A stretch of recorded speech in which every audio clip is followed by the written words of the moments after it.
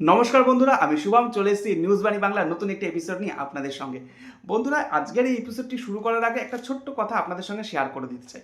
এই যে ইউটিউব চ্যানেলটি খোলা হয়েছে নিউজ বাণী বাংলা, এটা সম্পূর্ণ আমার ব্যক্তিগত উদ্যোগে। এই চ্যানেলে কোনো ব্যবসায়িক স্বার্থ বা কোনো প্রতিষ্ঠানের স্বার্থ বা কোনো গোষ্ঠীর স্বার্থ কিন্তু জড়িত নয়। এই চ্যানেলটি খোলা হয়েছে আমার নিজস্ব কিছু খবরের বিশ্লেষণ আপনাদের কাছে তুলে ধরার জন্য, যেগুলো রাজ্য, রাজনীতি, দেশ বিদেশ বা বিভিন্ন অফবিট বিভিন্ন ঘটনা হয়ে থাকে, যেগুলো বিশ্লেষণ করার জন্যই এই ইউটিউব চ্যানেলটি খোলা হয়েছে। এর পেছনে কিন্তু কোনো স্বার্থ জড়িত নেই। তবে বিগত এক সপ্তাহ মাত্র খোলাতেই আমি দেখলাম এই চ্যানেলটা প্রচুর গ্রোথ হয়েছে। আমি এতটা গ্রোথ হবে সেটা কিন্তু ভাবতে পারিনি।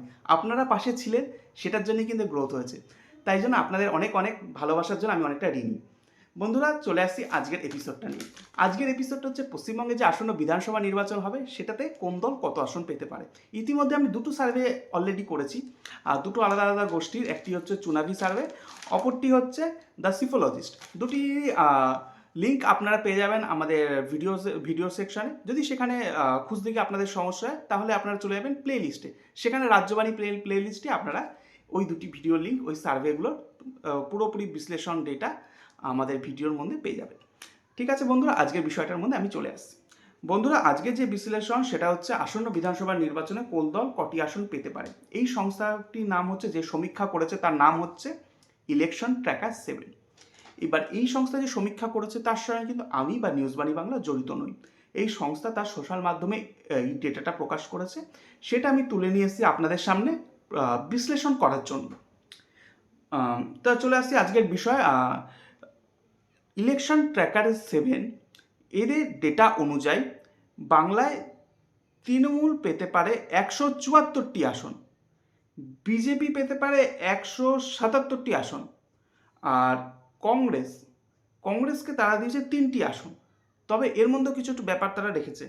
তারা তৃণমূলকে 174টি দিলেও +-9 করে দিয়েছে। বিজেপিকে 117 দিলেও +-9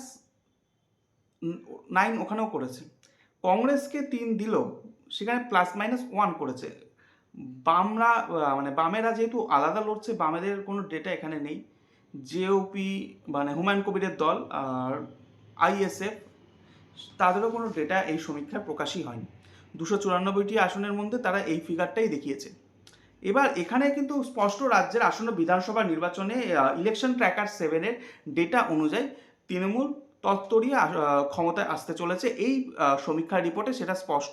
তবে বিজেপি কিন্তু গতবারের থেকে প্রচুর আসন সংখ্যা বাড়াচ্ছে এই সংস্থার সমীক্ষার রিপোর্ট অনুযায়ী।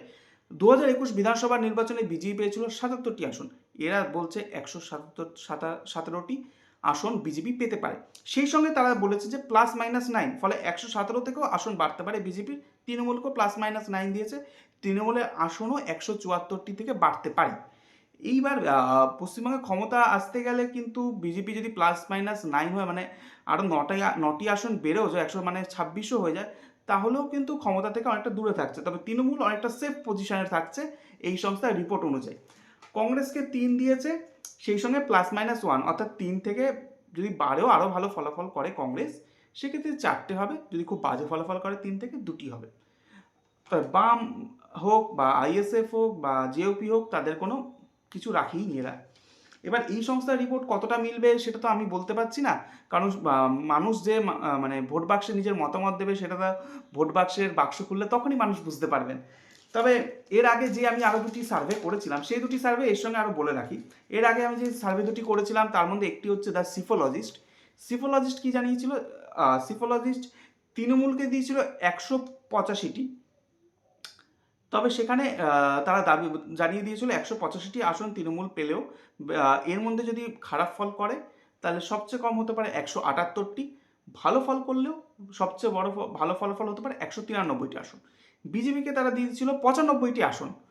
এর 95টির মধ্যে যদি খারাপ ফলাফল হয় তাহলে বিজেপি পেতে পারে 87টি আসন, যদি ভালো ফলাফল হয় তাহলে বিজেপি পেতে পারে 102টি আসন। অর্থাৎ সিফোলজিস্টের সমীক্ষা অনুযায়ী তৃণমূল সংখ্যাগরিষ্ঠতা অনেকটা পার করেই চলে গেছে, অনেকটা সেফ জায়গায় রয়েছে। বাম কংগ্রেসকে তারা জোট হিসাবে দেখিয়েছে, এটাই একটু অবাক করা কাণ্ড। খুব সম্ভবত এই সিফোলজিস্টের সমীক্ষাটি বেশ 2-3 মাস আগে, কারণ তখন অনেকে মনে করেছে বাম কংগ্রেস ফের জোট হবে। তবে এখন যা অবস্থা, জোট হওয়ার কোনো ধারে কাছে কিছু নেই, কংগ্রেস আলাদা লড়বে ঘোষণা করে দিয়েছে। তো বাম কংগ্রেস জোট হিসেবে তারা যেটা দেখিয়েছে সেটা আমি বলে দিচ্ছি। বাম কংগ্রেস জোট হিসেবে তারা দেখিয়েছে 12টি, তবে সেখান থেকে তারা দিয়েছে যে 12টির মধ্যে খারাপ ফলাফল করলে বাম কংগ্রেস জোট পাবে 60টি, ভালো ফলাফল করলে পাবে 17টি সর্বোচ্চ। অন্যান্যকে তারা দিয়েছে 2টি আসন। এর অন্যান্য কারা? কারণ বাম কংগ্রেস জোট হিসেবে তারা যদি সমীক্ষা করে সেখানে তো আইএসএফকে ধরা উচিত, কিন্তু ওখানে তারা আইএসএফের নামটাই লেখেনি। এবার অন্যান্যকে আইএসএফ কি হিসাবে ধরেছে নাকি হুমায়ুন কবিরের জেউপি হিসাবে ধরেছে সেটা স্পষ্ট নয়। যাই হোক, অন্যান্যকে তারা যেটা দিয়েছে সেটা আমি বলে দিচ্ছি 2টি। তার মধ্যে যদি খারাপ ফলাফল সে অন্যান্য বলে যে রাজনৈতিক দলটির কথা তারা ভেবেছে সেটা হবে 1টি, ভালো ফলাফল করলে সেটা হবে 4টি। বেশ ইন্টারেস্টিং ফ্যাক্ট। আর চুনাবি সার্ভেটা আমি তো আগেই বলেছি আপনাদের কাছে, সেখানে আবার দাবি করা হয়েছিল যে বিজেপি অনেকটাই আসন পেয়ে আবার ক্ষমতায়, পশ্চিমবঙ্গে প্রথমবার ক্ষমতায় আসতে পারে বিজেপি। তবে বিভিন্ন সংস্থা সমীক্ষা তো করছে, এবার তারা তাদের মানে পরিকাঠামো, আর্থিক ক্ষমতা বা যেটুকু সামঞ্জস্য রয়েছে তা অনুযায়ী তারা এই সংস্থার সমীক্ষাগুলি সামনে নিয়ে আসছে। কিন্তু একটা কথা ভেবে রাখা উচিত, পশ্চিমবঙ্গে বর্তমানে এসআইআর পর্ব চলছে। এবারে এসআইআর পর্বের 28 তারিখে যে ফাইনাল ভোটার লিস্টটি বেরোবে, তারপর কিন্তু পশ্চিমবঙ্গের রাজনৈতিক যেই মানে চিত্রটা অনেক পরিবর্তন হবে, অনেকটাই। কারণ একটা নতুন ভোটার লিস্ট আসলে প্রত্যেকটা বুথ থেকে শুরু করে বিধানসভা ক্ষেত্রে একটা মানে ঢেউ বয়ে যাবে। তার ফলে কি এই প্রভাবটা কিন্তু মানে ভোট বাক্স পড়বে। তার কারণটা আমি বলছি, প্রত্যেকটা বিধানসভায় যদি গড় হিসাবে যদি ধরি 20,000 করে নাম বাদ যায়, বা জীবিত মৃত মানুষদেরটা তো ছেড়েই দিলাম, ধরুন অনেকের যদি নামের ভুলের জন্য নাম বাদ যায়, তারা ভোট দিতে পারবে না। তারা যদি আগের বারে ভোট দিয়েছিলেন, ফলে তারা তাদের নিজস্ব পছন্দের রাজনৈতিক দলটিই কিন্তু ভোট দিয়েছিলেন। ফলে এই বিষয়টা কিন্তু ভাবতে হবে।